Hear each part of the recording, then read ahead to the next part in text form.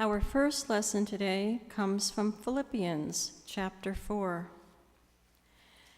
Therefore, my brothers and sisters, whom I love and long for, my joy and crown, stand firm in the Lord in this way, my beloved. I urge Euodia and I urge Syntyche to be of the same mind in the Lord. Yes, and I ask you also, my loyal companion, help these women, for they have struggled beside me in the work of the gospel, together with Clement and the rest of my co-workers, whose names are in the book of life. Rejoice in the Lord always. Again, I will say, rejoice. Let your gentleness be known to everyone. The Lord is near. Do not worry about anything, but in everything, by prayer and supplication, with thanksgiving, let your requests be made known to God. And the peace of God, which surpasses all understanding, will guard your hearts and your minds in Christ Jesus. Finally, beloved, whatever is true, whatever is honorable, whatever is just, whatever is pure, whatever is pleasing, whatever is commendable, if there is any excellence, and if there is anything worthy of praise, think about these things. Keep on doing the things that you have learned and received and heard and seen in me, and the God of peace will be with you.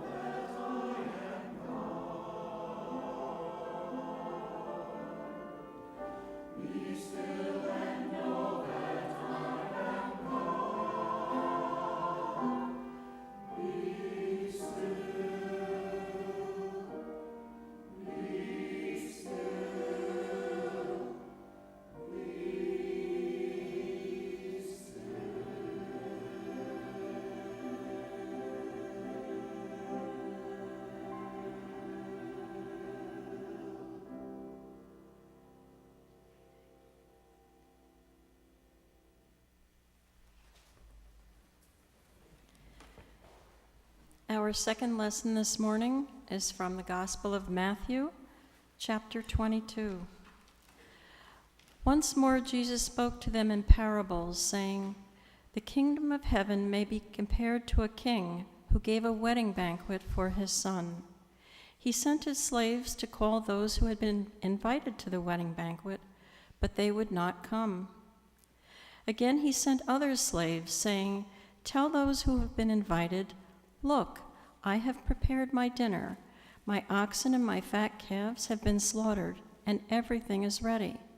Come to the wedding banquet.' But they made light of it and went away, one to his farm, another to his business, while the rest seized his slaves, maltreated them, and killed them. The king was enraged. He sent his troops, destroyed those murderers, and burned their city. Then he said to his slaves, 'The wedding is ready, but those invited were not worthy. Go therefore into the main streets and invite everyone you find to the wedding banquet.' Those slaves went out into the streets and gathered all whom they found, both good and bad. So the wedding hall was filled with guests. But when the king came in to see the guests, he noticed a man there who was not wearing a wedding robe. And he said to him, 'Friend, how did you get in here without a wedding robe?' And he was speechless. Then the king said to the attendants, 'Bind him hand and foot and throw him into the outer darkness, where there will be weeping and gnashing of teeth. For many are called, but few are chosen.'"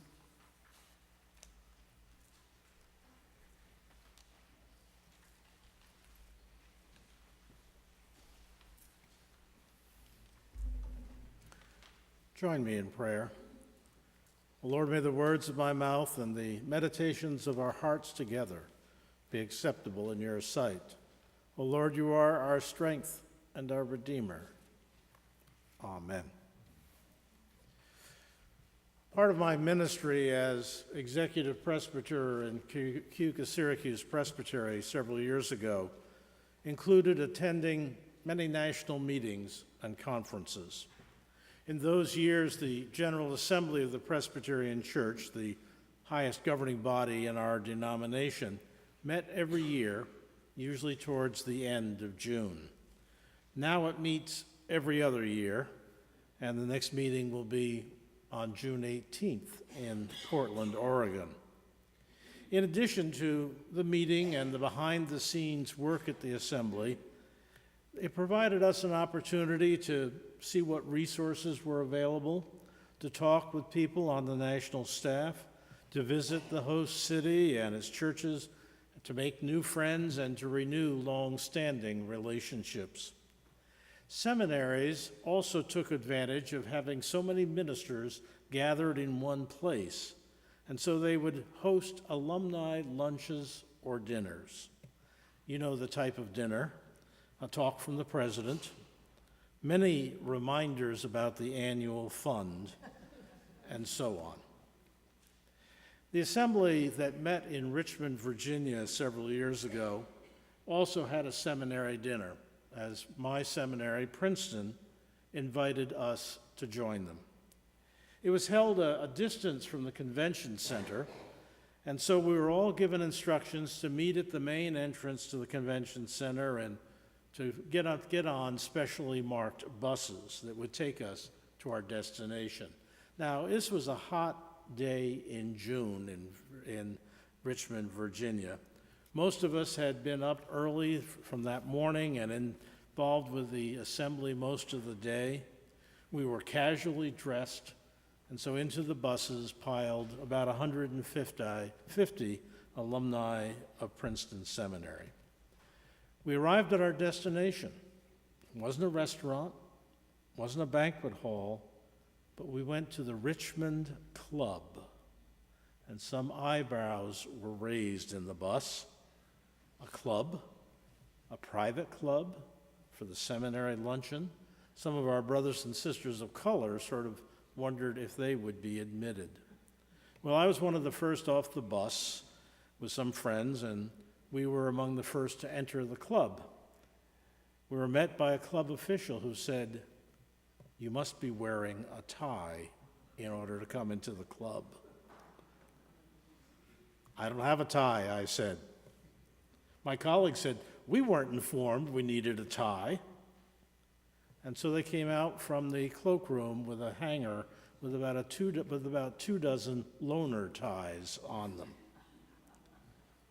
After we got ours, I said to the official of the club, "I hope you have a lot of ties back there, because you've got about 100 Presbyterian tieless people coming behind me."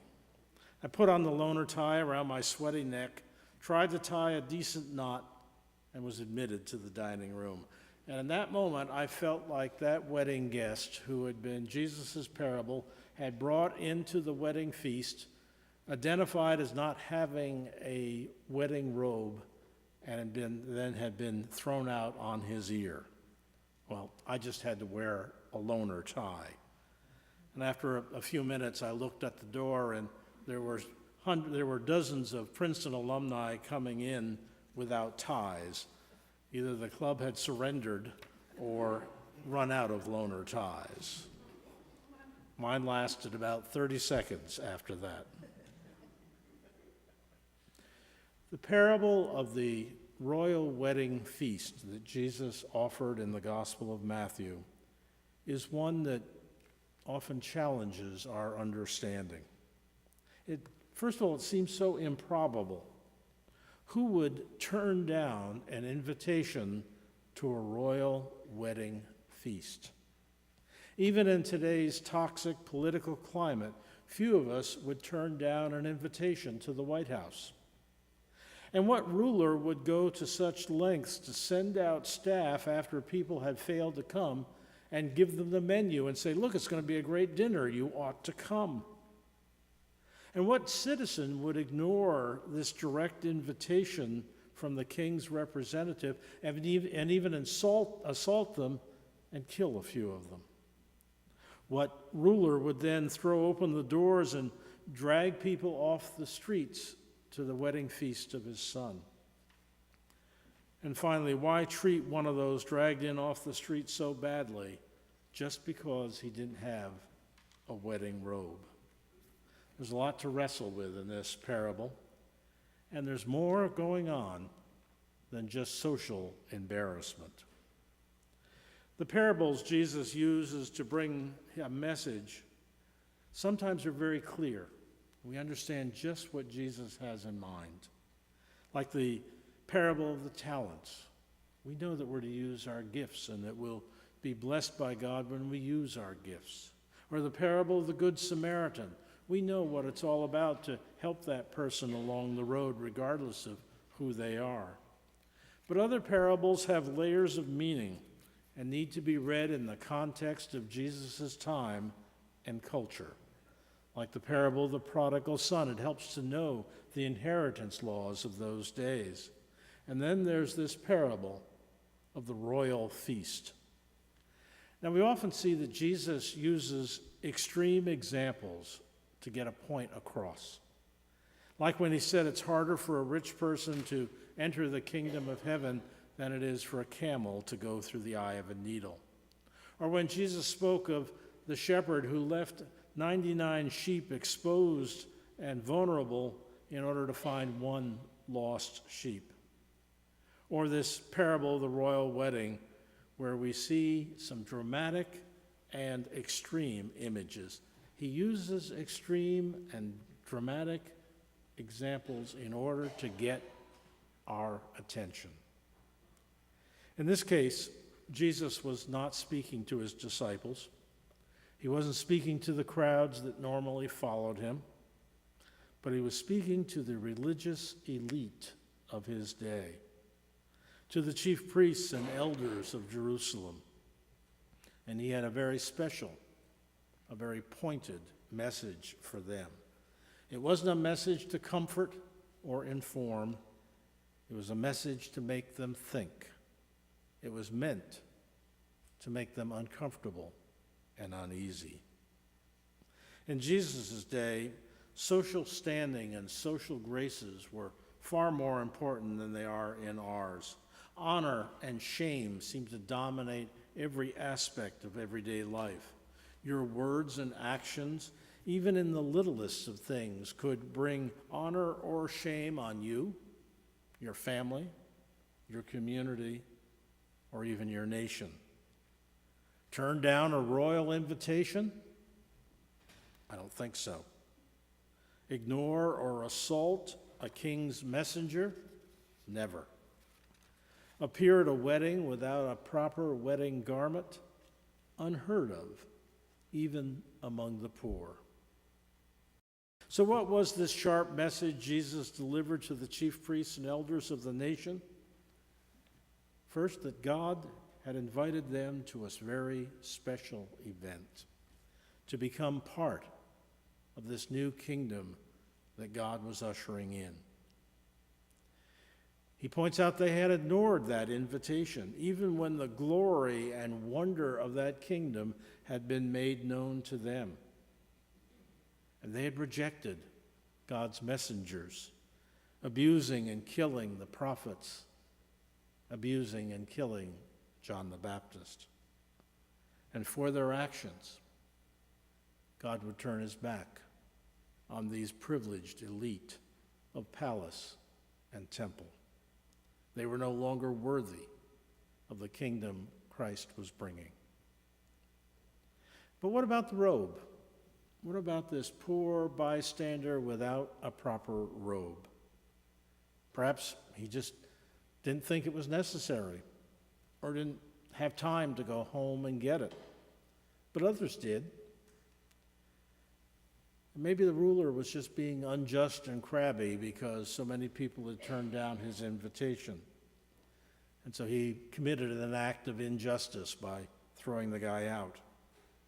In fact, look how angry and dismissive the ruler was. He addresses him as friend. That seems fairly straightforward. But in the Gospel of Matthew, when someone is addressed as friend, usually something bad is going to happen. The scribes and Pharisees called Jesus a friend of sinners and tax collectors. And when Jesus is kissed by Judas in the Garden of Gethsemane, Jesus asks him, "Friend, what have you come for?" This guest apparently didn't even attempt to really engage the host of the feast, his king. He remained silent. Didn't say, "Well, I'm glad to be here. I'm glad that you brought me in from the streets. I'm sorry I don't have a robe." He just remains silent. He didn't even try to engage his host. It is very possible that this last-minute guest without a proper robe represented in Jesus' mind those who would come to the gates of the kingdom casually or indifferently. They assumed that they would be welcomed even if they hadn't cared enough to get to know the one who invited them. They felt this wonderful gift of the kingdom was something they had earned, something they deserved, something they had merited. Jesus said, "You're going to be disappointed." That the open doors of the kingdom are there. They're open to all, and we're all invited. And we come to the kingdom not because we're wealthy, or because we're of a privileged class, or because we've earned merit in God's eyes. God opens the doors to all, rich and poor, humble and powerful, Jew and Gentile, male and female, good and the bad, but especially those despised by the elite in temple and palace, the humble, the slave, the poor. It is an invitation purchased by Jesus' sacrifice and offered to each one of us. We enter the banquet doors of the kingdom at the invitation of Jesus Christ. We enter through faith. We enter knowing that this is a gift of grace, a gift of Jesus Christ. Amen.